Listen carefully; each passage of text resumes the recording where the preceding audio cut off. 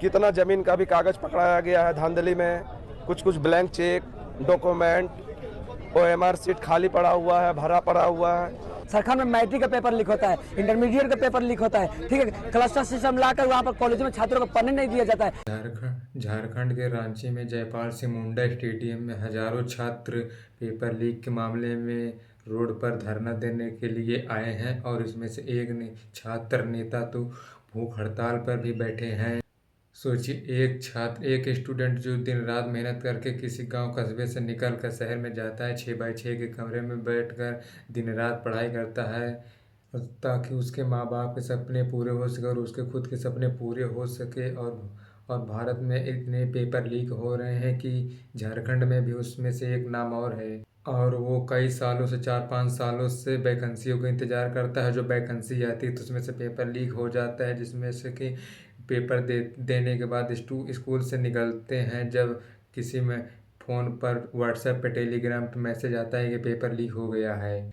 यह सिर्फ एक पेपर लीक होने की खबर नहीं है, इसमें से स्टूडेंटों की 5 सालों की सपनों की हत्या है जो दिन रात मिलकर पढ़ाई किए थे। और झारखंड में पेपर लीक होने की कड़वी सच्चाई, ये कोई हादसा नहीं बल्कि ये पेपर लीक होने की एक परंपरा बन चुकी है जो कि झारखंड में भी है। आज हर झारखंड के रोडों पर स्टूडेंट रोने को मजबूर क्यों हैं? सबसे पहले झारखंड के पेपर लीक के बारे में हम बात करना चाहते हैं, जिसमें कि JSSC JPSC सारे पेपरों में दाग लगे हैं। इसमें से कोई भी ऐसा पेपर नहीं है जो कि लीक ना हुआ हो। और परीक्षा देने के बाद कुछ घंटे बाद पता चलता है कि लोगों को व्हाट्सएप पे टेलीग्राम पे मैसेज आ चुका है कि पेपर बिक चुके हैं। अब पेपर सवाल है कि इसमें पेपर बेचने वाला माफिया कौन है, जो कि स्टूडेंट लोग 10 लाख 15 लाख रुपए में पैसे लाएंगे कहाँ से। सवाल यह है कि ये पेपर जो दे रहे हैं बच्चे, उन्हें नौकरी नहीं मिलेगी और नौकरी सिर्फ उन्हें मिलेगी क्या जिनके पास सिर्फ पैसे हैं? ये कैसी बात हुई?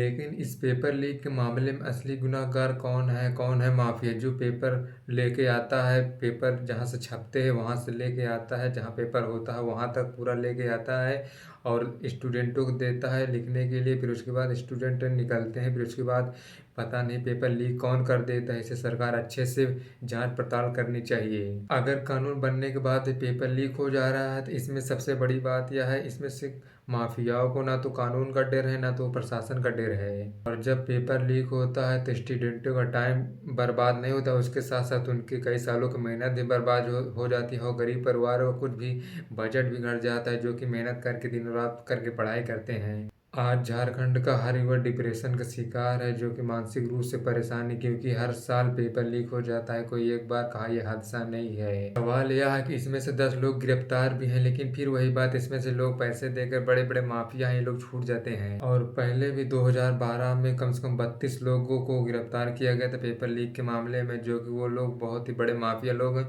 पैसे देकर वो लोग फिर छूट गए और जब CBI ने जाँच की इस मामले की तो ये लोग बहुत ही बड़े माफिया हैं जो कि पैसों देकर इनकी जमानत हो जाती है। और बड़े ही हैरानी की बात है, जो लोग इसमें स्टूडेंट प्रोटेस्ट कर रहे होते हैं रोडों पर सड़कों पर, उनके ऊपर तो लाठीचार्ज, तुरंत FIR मुकदमे तुरंत दर्ज हो जाते हैं।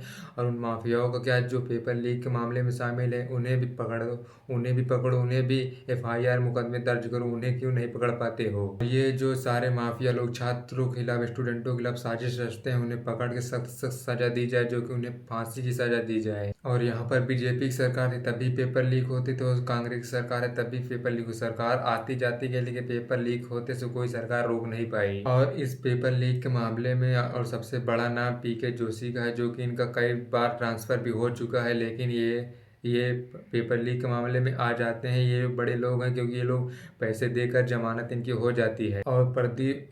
और दूसरा नाम प्रदीप जोशी का है, ये भी पेपर लीक के मामले में शामिल है, जो कि ये भी बहुत बड़े ही माफिया हैं पेपर लीक के मामले में।